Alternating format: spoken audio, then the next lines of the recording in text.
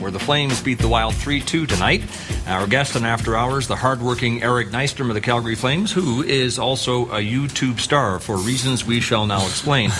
Just over a year ago, Quad Cities, which is Moline, Illinois, fan appreciation jersey auction night, and the fans, it struck me, really appreciated a performance that you put on. Is there anything you want to say before we show this, my friend? Well, it was for charity, most importantly, and obviously you want to do the right thing to raise some money, and we all did some skits. All the guys did something different, and I think I took it a little too far, but and now YouTube, if anything goes on there, about every single person I know has seen that. Yeah, there's a lot of hits on YouTube, so a lot of people have seen it, so might as well show it to a few more. We also have to point this out. Slapshot is, of course, the legendary cult hockey movie starring Paul Newman as Reggie Dunlop, the playing coach of the Charlestown Chiefs.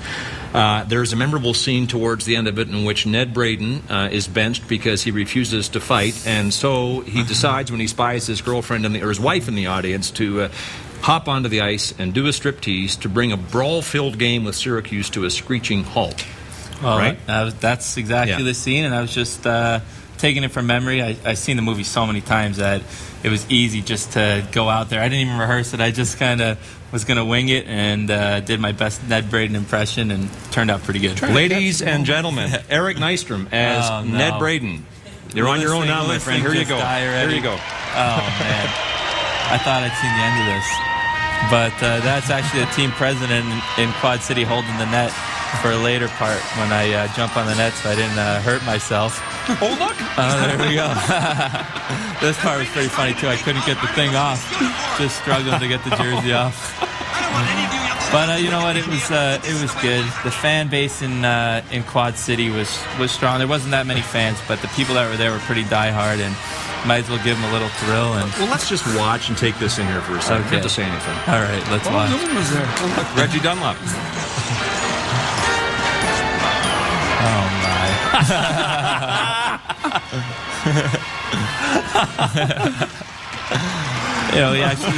He did this. If you watch the Ned Braden, he did.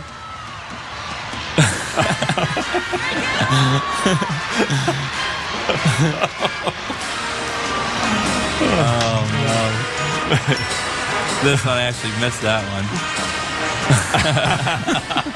That's Wazzy, Andre Waugh watching. Ogie Oglethorpe, Hanson Brothers. And I pre-cut the shirt just to make sure that I could rip it open. And hopefully that's the last time I ever see that. I don't think so.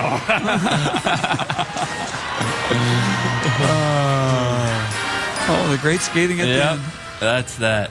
Well, what did you? We really have nothing to say. Just go ahead and take over the show. What did your mother think of that? My mom, they loved it, and I think this might be the first time my grandma was probably watching. Got to see that. Where's your grandmother? She's out in Quesnell, BC. Okay. So hopefully she's still awake watching, and she's not too embarrassed of her grandson. And maybe she was sleeping and didn't see that. I just want to say, Hi, Grandma. On behalf of the viewers from coast to coast, thank you very much. Thank you. Because I'll tell you what, that sort of thing. No, we're not finished yet. Oh, I just want to say thank you for that, because that sort of thing is tailor made for this program. That's perfect. It's good for the game. You haven't heard anything from your teammates either in Quad Cities at the time or now in Calgary about that? Have they ever said anything? They were all watching. They were all hanging over the glass. They couldn't believe I did it, but in the end it was a good laugh and it's for a good cause. So we're happy we did it, and it was fun. Yeah, well done for charity.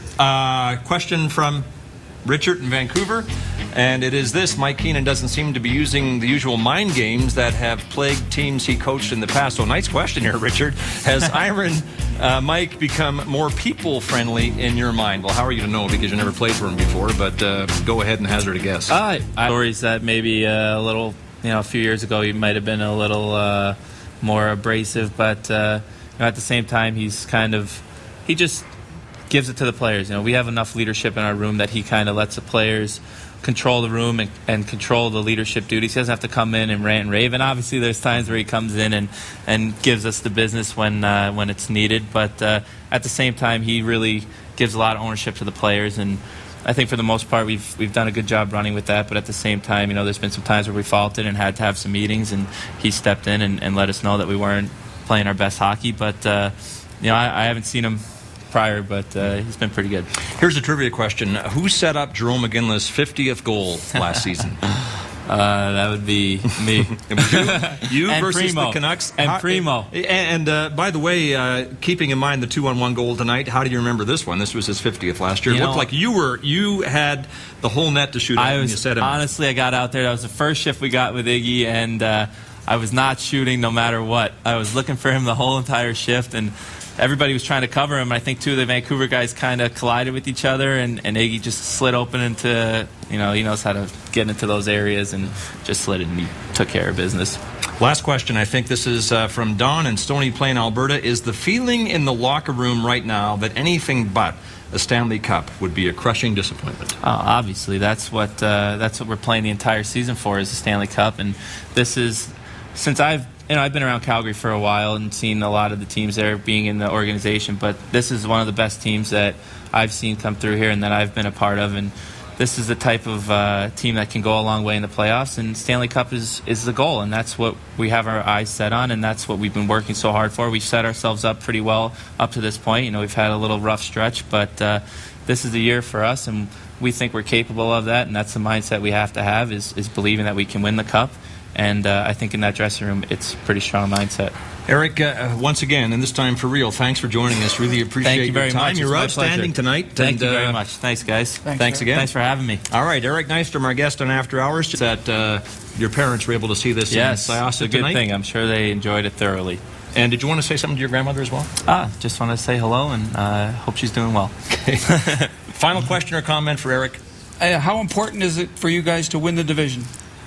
It's huge. This is that's another thing. You get a chance to raise a banner up to the ceiling in this arena, and it's a way to put your stamp on the organization as being a part of a division champion, and that's a championship, and that's something no one can ever take away from you. So, that's something we work hard for, and it gives you home ice in the playoffs, and that's something that we want as well. So our fans can see us in the first two games, and we're looking forward to getting on top. How was that? That was excellent. Good question. Yeah, great question. Put Mark on the spot. He came up with a question just like that. That's what a professional broadcaster can do, ladies and gentlemen. I've been to that broadcasting thing down in Anaheim. All right, 2 more Saturdays to go on the regular schedule. A week tonight on Hockey Night in Canada. 2 early games follow Scotiabank Hockey tonight, Montreal at Toronto and Philadelphia at Ottawa. And our late game has Vancouver at Edmonton, with all eyes on the Oilers' playoff hopes, which could be straightened out by then.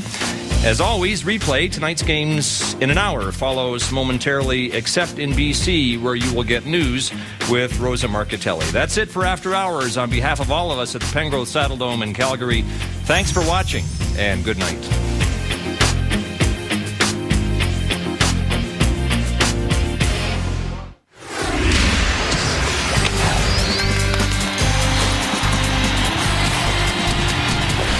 CBC Sports, home of the champions.